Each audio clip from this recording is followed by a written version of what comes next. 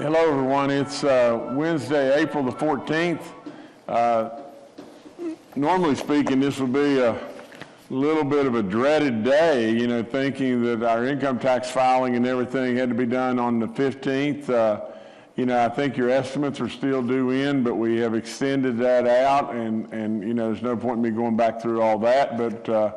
But if you'll just watch and everything that you're in compliance and everything, and follow the guidelines as we've extended it out just a little while.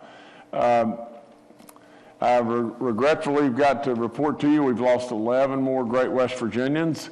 Of these 11, the youngest age is 53. The oldest age, and glancing at it real quickly here, is 94. We can see real quickly that this disease continues to attack age, and age. And so I'll ask again for your prayers for now 2,756 great West Virginians that we've lost, and for these 11 today. But our 2,746th death is a 73-year-old female from Ohio County.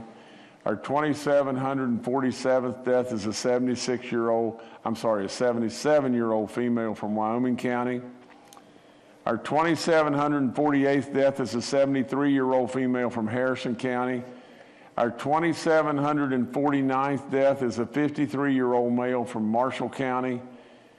Our 2,750th death is a 94-year-old female from Berkeley County. Our 2,751st death is a 65-year-old male from Wood County.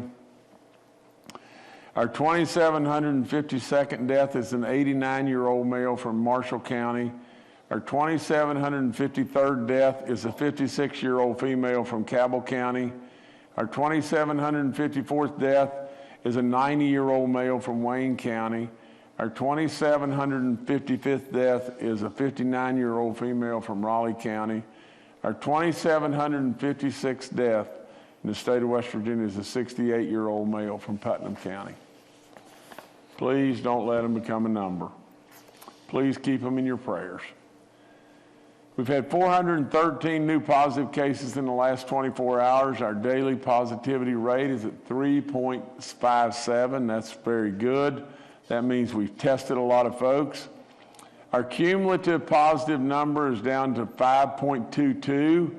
That continues to fall, and that's really good. Our active cases have dropped just a little bit. I think that's right and everything. And now they're at 7,309.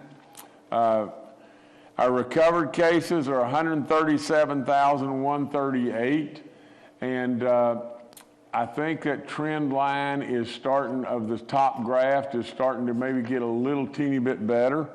We have 239 folks that are hospitalized and 57 in the ICU units. Both those numbers are a little better.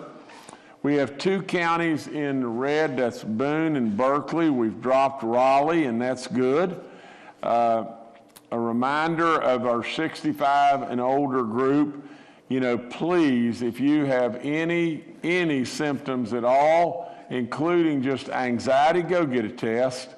Go get a test. It may very well save your life, and it absolutely could very well save you from a miserable, miserable death. So please, if you have any symptoms whatsoever, go get a test. We can maybe possibly get you these antibodies and everything if we catch it early enough, and we can save your life. Everyone knows about Johnson & Johnson and the concerns, and I don't know that it's not, I'm not a doctor, and I'm not going to weigh in whether it's warranted or not, but if what we've had is 6 million vaccines of Johnson & Johnson given out, and we have 6 people that are having real problems, or maybe have died or whatever from blood clots and whatever, it's 1 in a million. And so I hope and pray that the Johnson & Johnson folks can get this cleaned up from the standpoint of the safety, and because we want it incredibly safe. But this is out of an abundance of caution, and upon the recommendation of the CDC and the FDA, that all use of the Johnson & Johnson COVID vaccine in West Virginia was paused immediately until further notice. You know, we'll get back to you on that, but it is very important for you to know that there has absolutely been nothing except raving reviews about the Pfizer and the Moderna vaccines, and we will continue to have those available to you, and we're not going to slow up on our events. We're going to continue to push forward and everything. There's plenty of vaccines out there, and we need you to come in and get your shots, and please do that. Please, you know, I think there was a commercial on TV, you know, it's talking about, I think it was from Walgreens, and said, you know, now's our shot. And that was the theme of the commercial, and what that meant was, and it's now our shot, West Virginia, it's now our shot, America, in every way that we can stop this thing, and the shot means get vaccinated. So we really need you to go do that. Before I go any further, I want to just tell you a story that just happened in the last, you know, probably 36 hours. But, you know, the other day, about 36 hours, 48 hours ago now, we announced the remote worker program that we had kick-started and was off and you know, and running in West Virginia, and we were going to start taking applications. We thanked Brad and Elise Smith for all their great work that they've done. We thanked WVU. We thanked all the great stuff that tourism is doing in the state of West Virginia, and absolutely our new secretary, Chelsea Ruby, and just all the great work that she's done and everything. And so all of a sudden, West Virginia is embarking upon a new horizon. We did that really 48 hours ago, and then within, you know, that evening, you know, probably less than 12 hours from when we were together, probably more like 8 or 9 hours from when we were together, my phone rings, and it's Secretary Ruby, Chelsea, and she's on the phone, and she says, "Governor, I just felt like that you really needed some great news, you know, because we've been through this grandstanding and this ridiculous event, you know, from where the House had been on my, you know, personal income tax and all that. And so I just felt like you'd really need some good news and everything. And I wanted to tell you that since we announced this program for remote workers to come to West Virginia, now think about this, we had 50 spots. And in order to make application, it takes someone probably an hour to fill out all the paperwork and do all the stuff to make application. We had 50 spots in Morgantown. Shepherdstown and Lewisburg are not stood up yet, so they can't take anybody yet. 50 spots, okay? She said, "Governor, do you realize in the last 2 hours that we've been up, we have over 200 applicants that have filled out the whole hour-long application process in 38 different states." Well, I told Chelsea, I said, that's good news, and I was really happy about that, and it made me feel good and everything. In one way. In another way, it was probably a little bit sad, and I'll get to that right now. But so then last night, at 9:15, Chelsea calls back again. "Governor, let me give you an update, Governor." Now just think about it. "Governor, now we have 55,000 people, 55,000 people that have inquired about the possibility of coming to West Virginia. And 2,000 of them have absolutely filled out the entire application. Less than 36 hours from when we had announced it." Now, where I'm a little bit sad is just this. I hope and pray that our House comes to the realization of good sense. So many people have looked at me over the personal income tax and said, "Well, how do you know they'll come? How do you know they'll come?" Just think of what we missed. And just think of what the spotlight is on West Virginia right today. And just think of the opportunity to quit losing population and grow population. I hope and pray that in the days and the weeks ahead, as we go out and we try to tell you the real true story of how you could have had money in your pocket, we could have absolutely turned our local businesses, small businesses on like crazy, and how we've missed a situation to where here is more testimony. In 36 hours, 55,000 people have looked at West Virginia, and 2,000 have filled out an application that took an hour out of their life to do it for 50 spots. 50 spots in West Virginia. My. I really hope and pray that we do not go down in history as doing the absolute thing that hurt us when we had the moment right at our hands. We had the moment to absolutely turn the floodgates open for people to come to this great state. Help our schools, help our roads, help so many things. This remote worker program is good, but can you just imagine a state where people are looking at right now, where they could come and not have income tax? Absolutely, they would have come in droves. As far as our vaccine eligibility is 16 and above, we're urging the young people absolutely like crazy to take this vaccine, and we're asking their elders and everything to help us, to help us get them vaccinated. Our vaccine distribution update, we're at 91.7%. Our goal is always 100. We have now in the arms of people 1,114,670 doses.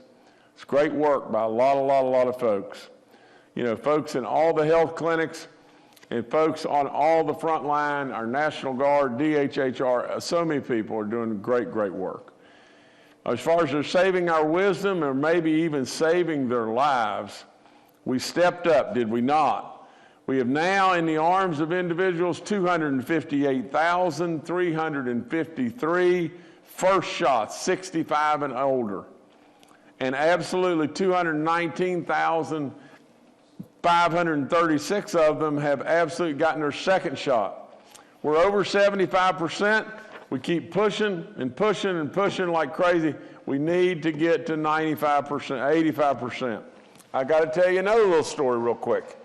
My executive assistant, Pam Rhodes, told me yesterday of a lady and everything that was, you know, an elderly lady. I think her age was maybe close to 95 years. You know, she didn't want to take the vaccine, you know, and basically their kids and everything, they kept them close home, and they did schooling virtually and everything else. And then I think one of the kids was working somewhere and everything and came home. They all got it. They all got it. And now, very, by the grace of God, the lady that was the elderly lady was hospitalized, but is doing okay. Is doing okay now. Now, please, I think now they're all vaccinated. I don't know exactly any more details than just that, but I know the premise of a story, you know, that this psyche, well, I don't want to take that vaccine. I don't want to do this and everything. That story has a happy ending. Most stories don't have a happy ending. You know, so absolutely you've got to take the vaccine. Please do. You know, on our manufacturing outreach, any company, any church, any school, any ball team, if you'll contact us, we'll come running and we'll get the kids or we'll get your employees or whomever it may be vaccinated. Our vaccine info line's up, our vaccine reminders, you know, I tell you over and over, please take the vaccine. You know, this taboo of being scared to death about this thing is silly. You know, I don't know how I could say this any more emphatically than this, but if everyone around me had had the vaccine and I was the only one left out, I would be running to get the vaccine. Please get vaccinated. As far as our testing, it's free, it's up on the map, as far as our drive-through, we thank Walgreens, Fruth, all the stuff they've done. Long-term care facilities, we have 10 outbreaks. We have 8 outbreaks in our churches. We got to watch and everything. That's in 6 counties. That's Fayette, Grant, Harrison, Kanawha, Nicholas, and Raleigh County. We got to watch. If we start to get these outbreaks in our long-term care facilities, it's going to really cause us a real problem. At corrections, we have 61 inmate cases, 8 staff cases. That's down from 101 inmate cases and 11 staff cases on Monday. We have 36 at the Southern Regional Jail, 34 at Salem Correctional Center, and 23 at South Central Regional Jail. The medical examiner now, let me get on down here and everything. I do want to report this, from the standpoint of, and I don't know what this note was on the, but I do want to report that we have now vaccinated 1,941 out of 10,146 inmates. And I don't know if that includes staff or not, but nevertheless, we have vaccinated almost 20% of what I think is our inmate population, and we continue to do so. And just because we've had the interruption in Johnson & Johnson, we continue to vaccinate, and we're going to stay at it until we get every single person there that wants to take the vaccine. Our guidelines are all up. The face coverings, still stays mandatory. I'm hopeful that that's going to leave us at some point in time, but just to up and say, well, we need rid of that and everything, because we don't like it. Well, I don't like it. But I'm not here to do just what I like and what I don't like. I'm here to do what the medical experts are telling me to do, and they're telling me without any question whatsoever, we still need to be wearing that mask. I encourage everybody about giving blood. From a standpoint of there's been a new thing that's come out on Monday, FEMA began providing financial assistance for funeral expenses incurred after January of last year, January 20th, 2020, for deaths that were related to COVID. The intent is to help ease some of the financial stress and burden that has been caused by this pandemic. FEMA will begin accepting applications for funeral assistance through their dedicated call line. Individuals should call the toll-free number that's up there or visit the website for details that are on the screen. As far as unemployment update in West Virginia, West Virginia's unemployment rate for March of 2020 right now dropped to 5.9%. This is the first time our unemployment rate has dropped below 6% since the start of COVID in the COVID pandemic last year. We are now within 0.6 of a percentage point, 0.6 of a percentage point of where our unemployment rate was before the pandemic started. And our unemployment rate at that point in time was at records for several years in the past. So we're approaching records as far as our unemployment rate. This marks the 11th consecutive month where our unemployment rate has decreased in West Virginia. And West Virginia's unemployment rate is now better than the national average. We're bouncing back better than most states across our country.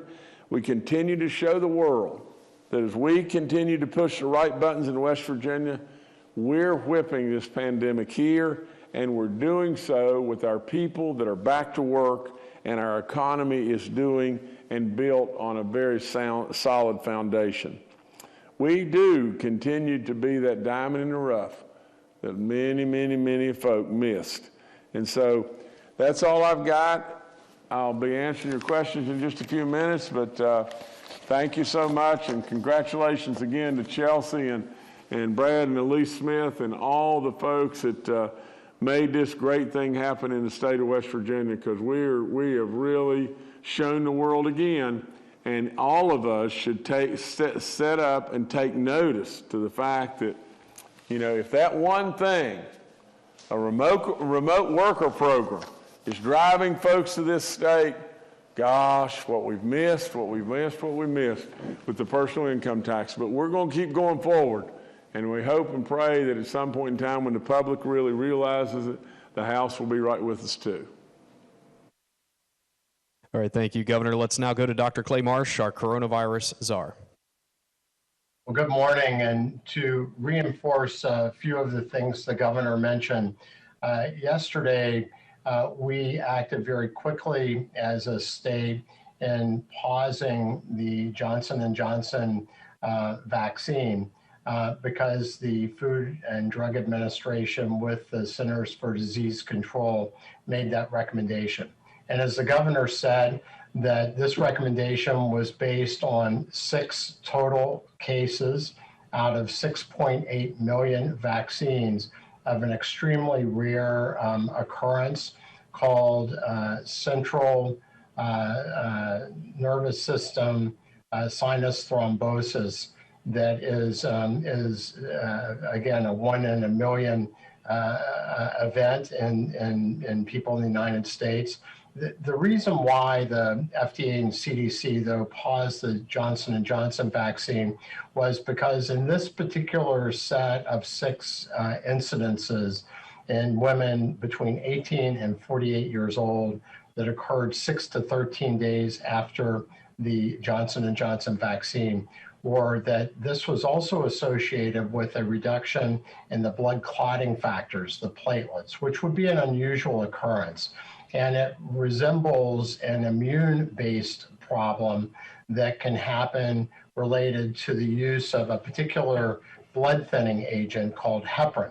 So one of the concerns by the FDA and the CDC were in this circumstance of this unusual blood clotting problem, which clots the veins, the draining part of the blood from the brain that can back up some of the blood and cause more pressure, causing people to have headaches or blurry vision or feel dizzy or not feel right, is that the lowering of the platelets implies that there may be an immune process going on. And because of that, then the usual treatment, which would be the blood thinner heparin, would not be indicated for the treatment of this particular occurrence with low blood platelets and this unusual blood clotting problem, and therefore the treatment would be different. So my understanding is that the FDA and the CDC and a CDC advisory committee is going to look at these cases, make recommendations, give us guidance, which will allow us not only to be able to, make sure we're treating the right people with the Johnson & Johnson vaccine, but also that we are treating any rare effect that we might see in a way that's safe and effective. And I think that, as the governor said, the real take-home message here is that the vaccines are all very safe. Particularly, we've seen the Pfizer and Moderna vaccines really not have any associated problem or finding like we are seeing in this very few number of cases related perhaps to people taking the Johnson & Johnson vaccine, but also that everybody, federal government, state, are acting out of an abundance of caution and being careful to make sure that everything is absolutely safe. And again, these vaccines are all very effective, and the Johnson & Johnson vaccine is also very safe, given that even if this is an occurrence with the vaccine, that's 1 in a million. But suffice it to say that we know that these vaccines are really responsible primarily for the 90% reduction in deaths we've seen over the first 13 weeks of 2021, for the reduction in hospitalizations. And we know that the the ultimate ending to our story here in West Virginia related to COVID-19 and in our country is going to be directly related to West Virginians and Americans who are going to choose to be vaccinated, to protect themselves, to protect each other, because as we get toward the number of people that will get us into that range of herd immunity, this 75 to 80% or so of people who will become vaccinated and immune, then we know that we will be able to stop the spread of COVID-19 and the variants. And we're seeing more variants. We're up to 243 of the United Kingdom variants in West Virginia, which is a number that's growing. And that we know that the real key for us is to have all West Virginians who have not yet been vaccinated, who are eligible to be vaccinated, to please choose to do so. And in doing that, we are all running to the fire. We are all taking care of each other. And we are again shining the light brightly from the state of West Virginia for all others to follow. So it is really a critical time, and it is up to us. And while we're pausing immediately the J&J vaccine, we have Moderna and Pfizer and plenty of sufficient quantities to vaccinate everybody. And we anticipate that the J&J vaccine will restart soon with perhaps additional guidance from the FDA and CDC. So thank you very much. All right, thank you, Dr. Marsh. Next, we'll go to Dr. Ayn Amjad, our State Health Officer. Good morning. As Dr. Marsh mentioned, the Joint Interagency Task Force worked really quickly yesterday to pause the J&J vaccine after we got the alert yesterday by the CDC and the FDA. So we did contact all our partners in the state to pause this vaccine. As mentioned, we did also want to know how many vaccines were distributed throughout the state. West Virginia did receive 98,200 of the Johnson & Johnson vaccine. We had administered approximately 54,000 of the vaccines. We have not seen any of the cases that were mentioned, of the 6 cases that were mentioned throughout the country. However, we continue to monitor any adverse reactions that we might see. As mentioned, these are rare cases. Dr. Marsh did mention this briefly a few minutes ago. We do have a surveillance team out that will be monitoring any cases. What I do want to mention for any providers out there, that if you have a patient coming into your facility, it is important to ask any recent vaccination history, because I think that is what the CDC and FDA wants to alert the public and healthcare providers about, that taking a good history of your patient, because of course the treatment, as Dr. Marsh went into, is key at this point. So wanting to know if your patient has had a recent vaccine is what the treatment's going to entail at this time. Right now, we do want to stress that vaccination is important. We still have plenty of Pfizer and Moderna available in the state. We are pausing right now with J&J. However, we have plenty of Pfizer and Moderna right now, where we're going to continue to want to vaccinate everyone in the state as possible. Thanks. Thank you, Dr. Amjad. Secretary Bill Crouch with the DHHR is joining us today. Retired Major General Jim Hoyer is out today, but will be rejoining us on Friday. We'll now go to questions from members of the media. The first today from Mark Curtis with Nexstar Media. Thank you. Good morning, Governor, Cabinet, and fellow reporters. First, before I get to my question, I have a request that I would like to pass along to Secretary Crouch and Dr. Amjad. Your dashboard, daily dashboard with the updates with the numbers is very, very useful. We love having it, but we would like to have a category added so that we could keep track of the variant cases as they increase across West Virginia. So if that's at all possible to add to the daily dashboard, we would like the variant cases included and updated every day. Now to my question, and it's not related to COVID. Governor Justice, yesterday the NCAA issued a statement saying it would not allow any sports playoff games or tournaments to be held in states that had what it felt was a discriminatory policy towards transgender athletes. And with that in mind, have you made a decision whether you're going to sign the bill, veto the bill, or let it become law without your signature with regard to the ban that the House and Senate passed on transgender athletes participating in sports with the gender with whom they identify? Mark, here's my feeling wholeheartedly. I wish that we probably would have been best, in some ways, let me back up and say, the addition of the college aspect could cause some ramifications. From the standpoint of how I feel about it personally and everything, I feel that absolutely we just cannot I just can't possibly get through my head that it is the right thing for us at a middle school level or at a high school level in our state, you know, for me not to support the bill. So I do support the bill, you know, and from the standpoint of even at our college level, I support the bill there as well. The only problem is just one thing, and that is this. The NCAA, you know, has moved to a more politically correct or liberal body. And they could very well penalize us in West Virginia. You know, there is some talk, you know, that we could come back into a special session and retroactively look back at it and everything. But Mark, I am either going to let it become law or sign it. You know, I am absolutely not, I'm not supportive of a veto in regard to the bill, you know, and so I am supportive of the bill. All right, thank you, Mark. Next, we'll go to Stephen Adams with Ogden Newspapers. Yeah, Stephen Adams of Ogden Newspapers here. Two questions.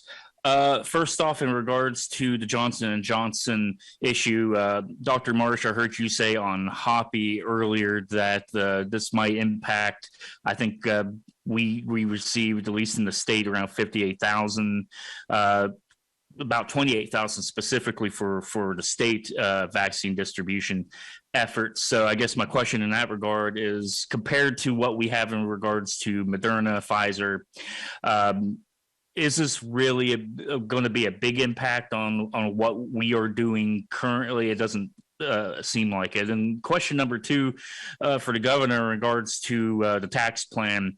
Obviously, you're still upset with the House, but you're going to need them to pass whatever you need to pass. Obviously, you want to go on your road show and try to sell this to the people in hopes of putting pressure on House members. But at the same time, you know, are you going to try to talk to the House going further to find that third path that Speaker Hanshaw talked about at your forum for trying to find a way between the three different paths to try to pass a personal income tax phase out? Thank you.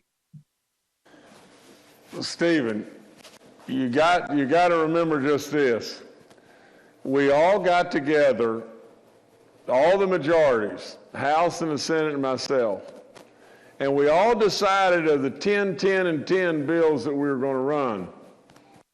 I supported every bill that came to me from the House or the Senate, every single bill. I supported them all, and we all decided that we were all in on the personal income tax. Absolutely, that was what was told to me, Stephen, you know. And the other thing is, Stephen, it doesn't matter to me about the grandstanding of 100-0 vote. I mean, I know exactly, if I were a Democrat, I would have voted against it for sure. Because if I can keep a situation to where the governor that's a Republican and the House that's Republicans fighting with one another, I mean, I can see exactly why the Democrats, you know, were devoted that way. But the bottom line is just this, Stephen. They weren't even going to vote. What would have been the difference between a no vote and a vote that came out like it was? I mean, there is no difference, other than it was a grandstanding moment for the House and everything. But as far as talking to the House, working with the House, absolutely, I will do it, and I'll do it from now on. I want to be their best buddies. But at the same time, I mean, Stephen, you can't tell me, you can't sit with me and say, we're all in on the personal income tax and then just absolutely just throw it away. Stephen, it doesn't matter about the governor. It doesn't matter about the House. It doesn't matter about the Senate. It is the best thing for the people of this state, absolutely, 1,000,000,000 to 1. And absolutely, the people don't really realize that. So we've got to go out and we've got to educate the people. I mean, you just think about it. I mean, from the standpoint of the Republican leaders in this state, you know, Bill Cole, Woody Thrasher, Mitch Carmichael, Jim Justice, where are we all lined up? Craig Blair, where are we all lined up on this thing? You know, for us to be childish and say, oh, well, we all got together and voted, boy, we showed the governor and everything. It isn't a matter about showing the governor. It's a matter about the importance of what this is for West Virginians. I mean, literally, we showed the governor, we did, you know, but we turned right around and we took all these monies right out of the pockets of our people. It's not good. That's just not good. Of course I'll talk. Of course I'll compromise. I'll do that absolutely, just as I've done over and over and over. You saw every bill, every single bill go right through because I was supportive and I held up to my end of the bargain. Now, Clay and Dr. Amjad, you know, if you guys would take care of the first question, please. Sure, I'm happy to start. Stephen, thank you. I'll just clarify that for all sources, we believe that there is approximately 98,200 doses of J&J that were sent to the state of West Virginia, of which about 58,000 or so are put in arms. And that is compared to the over 1 million doses total that we've put in arms, which otherwise are made up of Pfizer and Moderna. So on the comparison level, certainly the number of Johnson & Johnson vaccines are much smaller than the doses and the number of injections, vaccinations we've made with Pfizer and Moderna. We have been really using Johnson & Johnson strategically for people who would perhaps be difficult to follow up with the second dose of vaccination.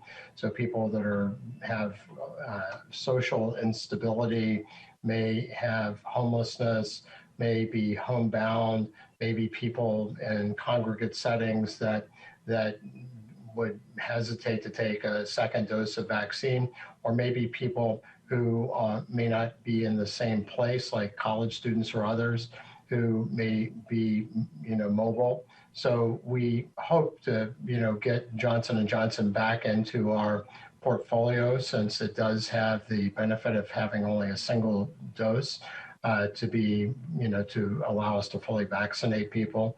But we wait, as Dr. Amjad said, patiently, and we want to be careful as well, of course, with making sure that these vaccines are all absolutely safe. Pfizer and Moderna are absolutely safe from our perspective and incredibly effective.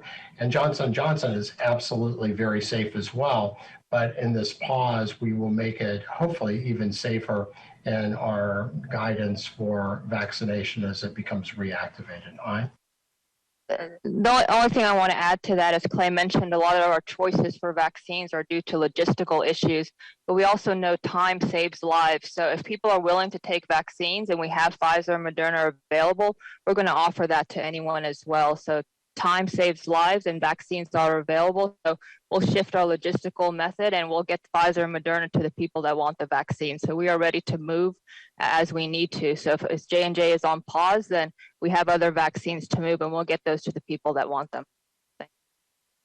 All right, thank you, Stephen. Next to Kenny Bass with WCHS and Fox 11. Thank you, Kenny Bass, lifelong resident of West Virginia. Never got paid to live here. Still holding out hope for a biscuit coupon or something. But in all seriousness, Governor, with about 30% of the people saying that they probably wouldn't get the vaccine before anything happened with Johnson & Johnson, how much does this pause make more difficult to get people who are hesitant about the vaccine to take it, now that they have something they can point to, even though it is only 1 in a million, and they can say, see, we told you it wasn't safe. So does it make your job more difficult to convince people who are hesitant? And what can you do to convince that group? Will you directly speak with them? Is it education? Is it making ads? Is it what tools do you have to try to convince those last 30% to get across the finish line? Thank you. Well, Kenny, it makes it tougher, doesn't it? That's all there is to it. You know, you got people that are hesitant, and it has, you know, it scares people. From the standpoint of how we get them across the finish line, you know, we continue to market, we continue to talk, we continue to have, you know, people out, you know, whether it be television commercials or whether it be all the kind of stuff in social media and on and on and on. But unfortunately, Kenny, you know, the sadness of the whole thing is, wouldn't it be terrible? Wouldn't it just be plain terrible that the only way we can convince them is more people die? You know, without any question, at the end of the day, if we don't get vaccinated, more people will die. You know, we'll continue our marketing efforts in every way. We will amp up our marketing efforts. There's no question that the Johnson & Johnson news will cause some more hesitancy in people. But absolutely, at the end of the day, I hope and pray that how they're convinced will not be at the expense of either their loved ones or a whole bunch of other loved ones that die. How many situations do you know? How many situations do you know of where somebody said, well, by God, I'm not taking that shot, and the next thing you hear is you hear about them being hospitalized, and you hear about them struggling to breathe, or one of their loved ones hospitalized that's passed on? How many situations do you know of that are just that? How many times do we have to see that and hear that for us to believe, you know, this situation needs you to take your vaccine? But Kenny, you're right. The Johnson & Johnson vaccine news will cause more hesitancy. The more we market, the better it'll be. I hope and pray that the reason people finally decide to take the vaccine is they're the most hesitant, or they're because they've seen body bag after body bag after body bag. Like I said, I just hope and pray. All right, thank you, Kenny. Next to Charles Young with WV News. Hi, this is Charles Young with WV News. You know, so we're calling this a pause on the Johnson vaccine. So I guess that means we're assuming that after the FDA and the CDC looks into it, we will resume giving these at some point. What's happening to the remaining shots in the meantime? I know that the Johnson & Johnson vaccine doesn't have the same sort of storage requirements. Are we going to be able to keep these on a shelf somewhere? Thank you. Dr. Marsh, please. Yes, Charles, these store well, and so we will keep them in our inventory and continue to, you know, to wait for guidance from CDC and FDA, but we will be able to use these vaccines as we get the restart from the federal government. All right, thank you, Charles. Next to Mark Cram with WDVM. Good morning, everyone. We've danced all around the Johnson & Johnson issue. I guess we were pleased in the Panhandle to see the large-scale vaccination site at the Hollywood Casino launch yesterday. Will not having the Johnson & Johnson vaccine impact that overall? I understand, you know, you'll fall back on the other two vaccines, but going forward, will you be able to maintain the goal, for example, for the Eastern Panhandle was 10,000 shots a week? Will you be able, without Johnson & Johnson, to maintain that level of distribution? Thank you.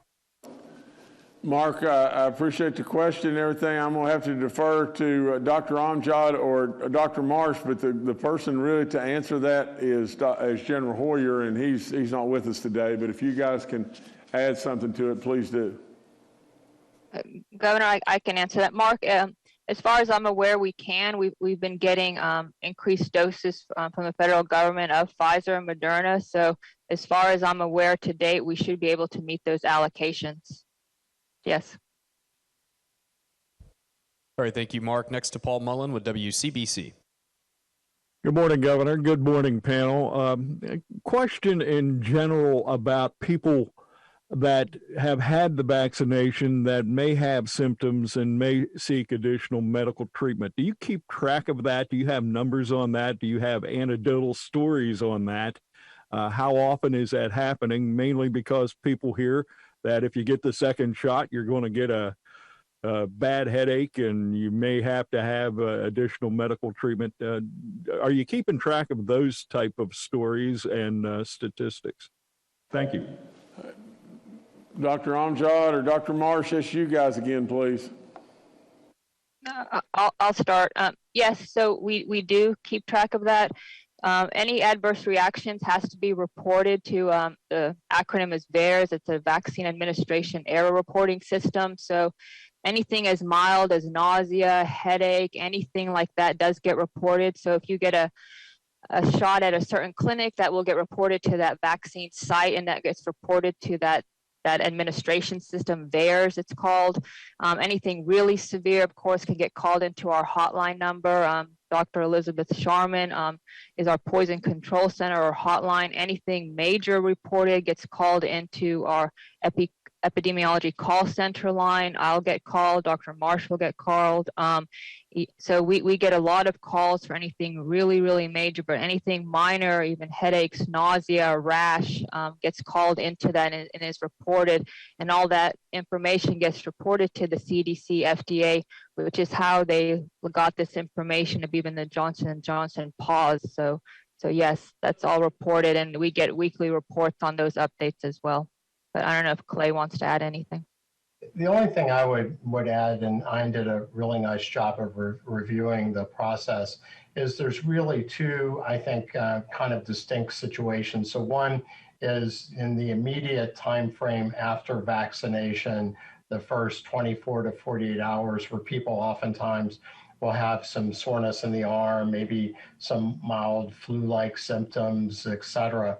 And then a bit, spaced out longer time from a single dose or the second dose of a 2-dose regimen vaccine, where if it happens, after the first several days, as we saw with the Johnson & Johnson, perhaps, a fact of this clotting problem that we talked about, or if we see people get symptoms after that, we start to think about either other processes or maybe even breakthrough cases where people who may have been immunized or who may have gotten over having COVID could perhaps become reinfected with the virus. And these vaccines are really, really effective, 95% effective to prevent, the infection with the native virus for COVID.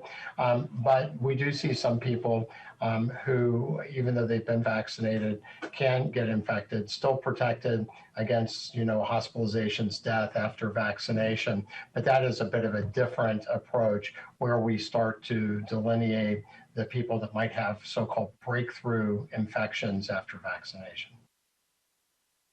All right, thank you, Paul. Next to June Leffler with West Virginia Public Broadcasting. Hello, Governor and panel. I was going to ask about J&J, but I think all of my fellow reporters got to that. So, one of the bills that's going to be heading to the governor is Senate Bill 334. Governor, Saturday, you said, you mostly support this and you would probably let it go through. But I would love to get some comment from both of our health officers on the line about how they're feeling about this legislation right now. Okay, docs or Secretary Crouch, you guys answer. I think Dr. Amjad can answer better than any of us on this, and I don't want to taint that answer. So, Dr. Amjad, you go. Sure, June, I can answer that. That bill has a hot topic on the legislative floor, and the governor didn't make his statement on that, and we support the governor's decision. We have informed him about it, and it was discussed. And it's a legislative compromise that took a lot of policy into account. It took a lot of public comments into account. A lot of people came and spoke about it with a lot of knowledge about it. So our job at the state level is to follow the legislative ruling at this time. We have been working with Dr. Angie Settle at HealthRight, Dr. Sherry Young, the Bureau for Public Health. A lot of people right now have been doing everything we can. Our job right now is to follow whatever the legislative has put into policy. So we've been working very hard over the last month to come up with what we need to do to address the HIV outbreak along with the CDC. So our job right now is to follow whatever the legislative has put into policy at this time, and that's what we're going to do. So we'll be coming up with our plan and putting it forward, but that's what we've done, and we agree with what the governor is going to put into place. But that's my comments for that, and we'll have more to follow. But thanks. All right, thank you, June. Next to Kelsey Soto with WSAZ. Good morning, Kelsey Soto with WSAZ. This is another Johnson & Johnson question, so I apologize, but probably Dr. Marsh or Dr. Amjad. We've talked about how the targeted group of J&J was the vulnerable and the socioeconomically challenged homeless populations, or those that are homebound. Are there efforts in place to kind of check in with those groups to make sure that there aren't any adverse reactions? Those are typically people that maybe can't medically advocate for themselves, or are we prepared to pivot depending on what the CDC and FDA recommends here in the next few days about maybe retargeting who gets those vaccines? I don't know if there's been discussions or the ability and plans in place to kind of shift our the way we allocate those. Dr. Amjad, you again.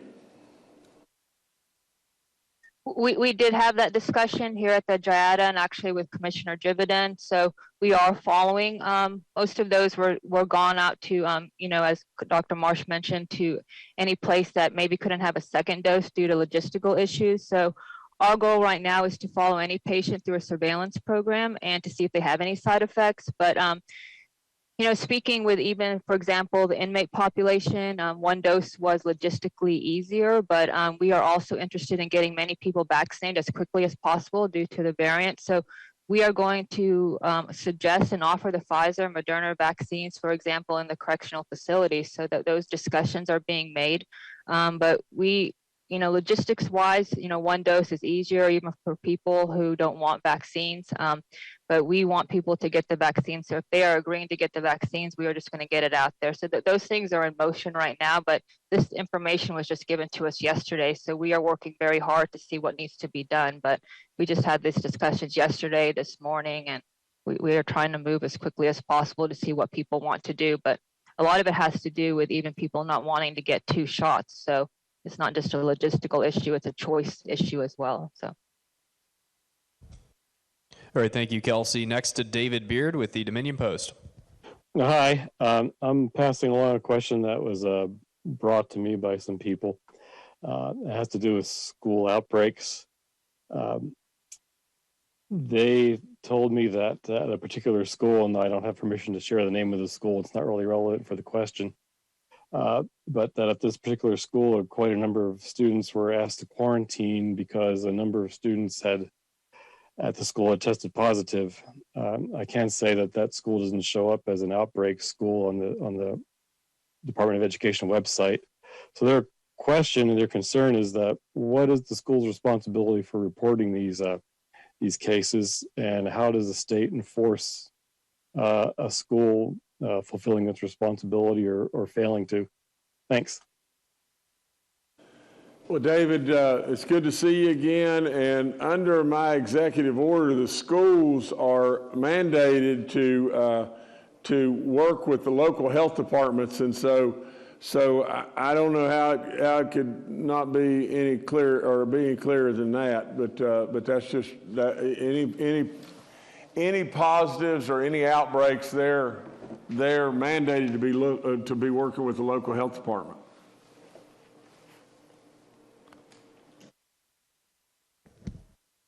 All right, thank you, David. Next, we'll go to Phil Kabler with the Charleston Gazette-Mail. Hello, everyone. looking at the DHHR dashboard, it looks like the doses of vaccine administered have really dropped off considerably in April. And as it was alluded to earlier, the poll survey by the Kaiser Family Foundation found that the two groups that seem to be most adamant about not being vaccinated are Republicans and evangelical Christians, of which we have significant numbers in West Virginia. So how specifically do we reach out to these people who are saying they definitely will not get the vaccine? Okay, you know, Phil, I can add this. I think that that a lot of what you're looking at is, and again, General Hoyer is the person to answer that more than anybody, but I'm going to go to Clay. I could say that I think a lot of it that you're looking at comes from the federal program and not the state's allotment. But Dr. Marsh, if you could maybe add something to this, please. Yeah, thank you, Governor. Well, Phil, as you are correct, that there have been surveys done of different parts of our country, different cohorts that have been trying to identify people that might be more vaccine hesitant than other people. What we're finding in West Virginia, as I think is true in most every state, is there are heterogeneities among different groups. Certainly working with the faith-based community, we do see uptake in many people who are, part of the faith-based community and the parishioners of those communities. Working with the Council of Churches, we've also seen, headway in many areas of folks that they are responsible for and who they represent. But, as we have said many times, the real outcome for this pandemic in West Virginia, as well as in the United States, is going to be the people that currently have not been vaccinated, which may include people that are vaccine hesitant, but also may include people that just don't have sufficient access or education or whatever at this point, is going to be the success of each state to be able to reach those people, as Dr. Amjad said, in a very time-dependent way with vaccines. Because what we're doing now is we're trying to buy more time as the variants are growing in West Virginia to get more and more people vaccinated. We're also starting to assess all of the different doses of vaccine, because vaccine has become less centralized, through the federal pharmacy program and federally qualified health centers and veterans administrations, et cetera, along with the potential that people can go across borders to get vaccines, so that we make sure that we are identifying all West Virginians who have been vaccinated, even reaching down into CDC data lakes, so that we can have the most accurate information. Because ultimately, really what we're going for, as the governor has said, is we want 85% of our most vulnerable population vaccinated. That's the people over 65 and certainly people in long-term care facilities.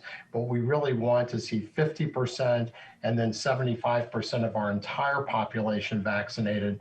And that means that we really need all West Virginians to step up and choose to be vaccinated to protect themselves and to protect each other and to protect our great state. Thank you. All right, thank you, Phil. Governor, I'll turn it back to you.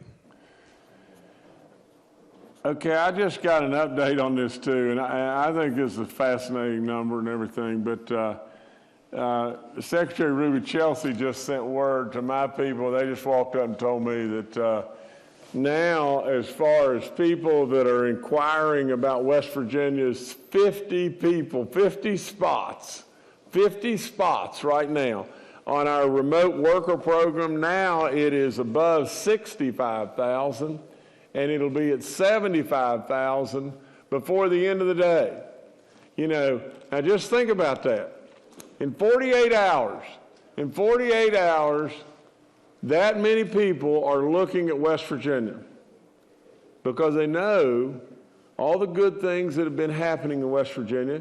They know that all the national news broadcasts and everything where I and others have been on the national news talking about just how great this state is, and they know that this is an opportunity to get away from a state where they're in, where all kinds of things are maybe happening, that they don't really like the way that things are going. 65,000, 75,000 by the end of the day. It's amazing, amazing. Now, I got to tell you one thing and everything, and I just thought about just a minute ago, and I jotted down here, and it's just this. You know, oftentimes our media group reports and says, well, Governor Justice's feelings, he takes things personal, and his feelings are on his sleeves and everything. Well, a lot of that's really true. And it's really, really hard for me to not be really proud of that. Because you see, I have a real passion and a real love for West Virginia. This job's really tough, and it's thankless in lots of ways. Now, a lot of people have decided through the years that they wanted this job because they wanted the status, or they wanted the ego, or they wanted the next hot tip, or the money, or whatever it may be. But you see, none of that interests me at all. You know, I do really care. And I'm proud of it.